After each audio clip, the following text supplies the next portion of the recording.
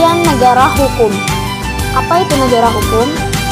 Negara hukum adalah kekuasaan negara yang dibatasi oleh hukum, dalam arti bahwa segala sikap, tingkah laku, dan perbuatan baik yang dilakukan oleh penguasa atau aparatur negara maupun yang dilakukan oleh warga negara harus berdasarkan atas hukum.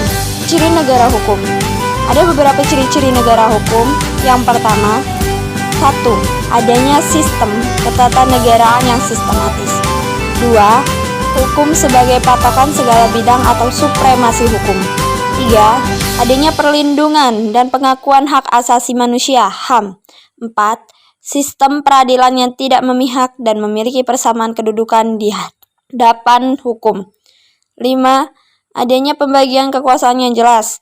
6. Adanya peradilan pidana dan perdata. 7. Legalitas dalam arti hukum itu sendiri. Pengertian hak asasi manusia. Apa itu hak asasi manusia?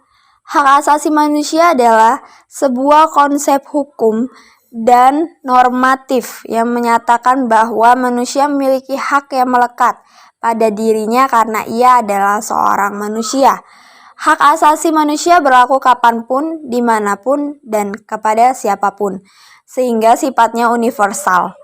Hak asasi manusia pada prinsipnya tidak dicabut dan hak asasi manusia bersifat subjektif. Selalu ada yang menjadi pemilik hak.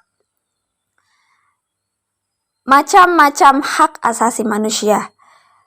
Ada beberapa macam-macam hak asasi manusia, yaitu yang pertama, hak asasi pribadi atau personal right, seperti hidup, hak bebas bergerak, hak bebas menyatakan pendapat, hak bebas aktif dalam suatu organisasi, dan hak bebas untuk memilih, memeluk agama, dan kepercayaan masing-masing sesuai aturan di negaranya.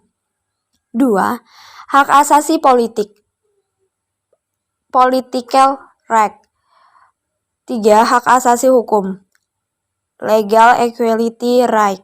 4. Hak asasi ekonomi, property right. 5. Hak asasi peradilan, procedural right, di mana seseorang berhak mendapatkan pembelaan hukum dan persamaan penguasa perlakuan di hadapan peradilan. Dan hak sosial budaya.